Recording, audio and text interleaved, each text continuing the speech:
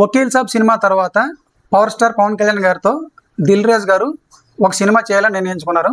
దానికి తగ్గట్టుగానే ఆయన దగ్గర ఒక పవర్ఫుల్ మెసేజ్ ఓరియంటెడ్ స్టోరీ అయితే ఉంది. దాన్ని ఎవరు డీల్ చేయగలరు, ఏ డైరెక్టర్ అయితే దాన్ని అవుట్పుట్ కరెక్ట్గా వస్తుందని చెప్పి ఆలోచనలో పడ్డారు.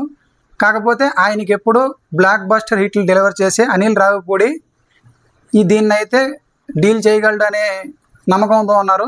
ప్రస్తుతానికైతే ఇది అఫీషియల్ అనౌన్స్మెంట్ కాదు. అనిల్ రావిపూడి గారు ఈ సబ్జెక్ట్ని డీల్ చేయగలరని చెప్పి ఆయన నమ్ముతున్నారు.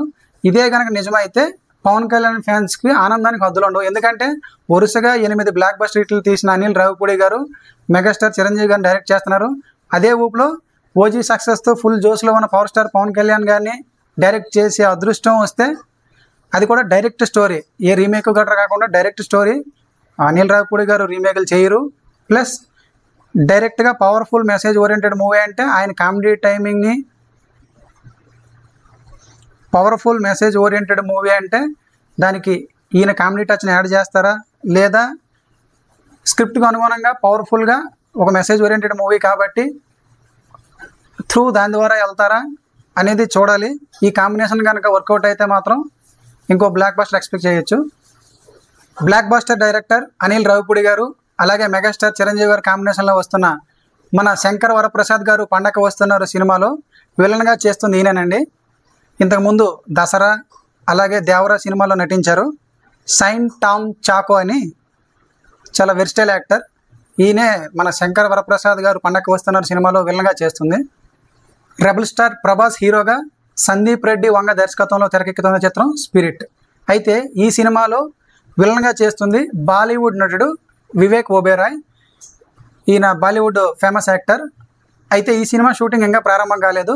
వచ్చే ఏడాది జనవరి నుంచి రెగ్యులర్ షూటింగ్ అయితే ప్రారంభమవుతుంది. ఇదైతే క్రేజీ కాంబినేషన్ అని చెప్పొచ్చు. ప్రస్తుతానికి హరీష్ శంకర్ గారు ఉస్తాద్ భగత్ సింగ్ షూటింగ్ పూర్తి చేసి దాన్ని రిలీజ్ చేసే పనిలో ఉన్నారు. అలాగే వెంకటేష్ గారు త్రివిక్రమ్ గారి కాంబినేషన్లో ఒక సినిమా చేస్తున్నారు. అయితే ఇక్కడ త్రివిక్రమ్ గారితో సినిమా అయిపోయిన తర్వాత వెంకటేష్ గారు, ఉస్తాద్ భగత్ సింగ్ కంప్లీట్ అయిన తర్వాత హరీష్ శంకర్ గారు కలిసి కాంబినేషన్లో ఒక సినిమా రాబోతుంది. ఇంకా అఫీషియల్ అనౌన్స్మెంట్ అయితే జరగలేదు. కాకపోతే వీళ్ళిద్దరు కాంబినేషన్లో నెక్స్ట్ మూవీ రాబోతుందనే టాక్ అయితే వినిపిస్తుంది. డైరెక్టర్ శైలేష్ కొల్ను దర్శకత్వంలో హీరో శ్రీకాంత్ కొడుకు రోషన్ ఒక సినిమా చేయనున్నట్లు దాన్ని ప్రొడ్యూస్ చేస్తుంది సితారా ఎంటర్టైన్మెంట్స్ వాళ్ళు అఫీషియల్గా కన్ఫర్మ్ చేయడం జరిగింది. ఈ సినిమా త్వరలో ప్రారంభం కాబోతుంది. ఒక యంగ్ డైరెక్టర్ అలాగే యంగ్ హీరో కాంబినేషన్లో వస్తున్న సినిమా కాబట్టి భారీ అంచనాలు ఉండే అవకాశం ఉంది. మన నరసింహం నందమూరి బాలకృష్ణ గారు అఖండ సినిమాతో ఎంత పెద్ద విజయం అందుకున్నారో ప్రత్యేకించి చెప్పాల్సిన పని లేదు. అలాగే ఇప్పుడు అఖండ 2 అఖండ తాండవంతో మనల్ని అందరినీ అలరించడానికి డిసెంబర్ 5, 2025 రాబోతున్నారు. ఇది official announcement. Movie team announcement చేసింది. డిసెంబర్ 5న ఈ సినిమా రిలీజ్ కానుంది. సో అఖండ తాండవం కూడా అఖండ 2 భారీ విజయం సాధించాలని కోరుకుందాం. డైరెక్టర్ మారుతి గారి దర్శకత్వంలో రెబల్ స్టార్ ప్రభాస్ రాజ్ గారు నటిస్తున్న సినిమా రాజాసాబ్ రీసెంట్గానే ట్రైలర్ రిలీజ్ అయింది. దానికి మంచి రెస్పాన్స్ వచ్చింది. అయితే ఇప్పుడు ఈ సినిమా డబ్బింగ్ పనులు పూర్తి చేసే పనిలో ఉన్నారు. ప్రస్తుతానికైతే డబ్బింగ్ నిన్నటి నుండి స్టార్ట్ అయింది. డబ్బింగ్ పూర్తి చేసుకున్న తర్వాత అయినా సరే ఈ సినిమా రిలీజ్ డేట్ ఎప్పుడనేది అనౌన్స్మెంట్ చేస్తారనేది ఫ్యాన్స్ ఎదురు చూస్తున్నారు. టాలీవుడ్ చరిత్రలోనే one of the best ever love story మూవీస్లో ఒకటి నువ్వు వస్తానంటే నేను వద్దంటానా. మ్యూజికల్గా కావచ్చు, స్టోరీ పరంగా కావచ్చు, అసలు నటుల యాక్టింగ్ పరంగా కావచ్చు, ఈ సినిమా అయితే one of the best movie. ఈ మూవీ మళ్ళీ థియేట్రికల్గా ఎక్స్పీరియన్స్ చేయాలనుకుంటే ఈ నెల 14వ తేదీన మళ్ళీ రిలీజ్ చేస్తున్నారు. చూడాలనుకునే వాళ్ళు ఈ నెల 14న నువ్వు వస్తానంటే నేను వద్దంటానా థియేటర్లో చూడండి. టాలీవుడ్, బాలీవుడ్, కోలీవుడ్ అని భేదాభిప్రాయాలు లేకుండా, తారతమ్యాలు లేకుండా అన్ని ఇండస్ట్రీస్ని ఏకం చేసిన cinema the epic block buster Baahubali.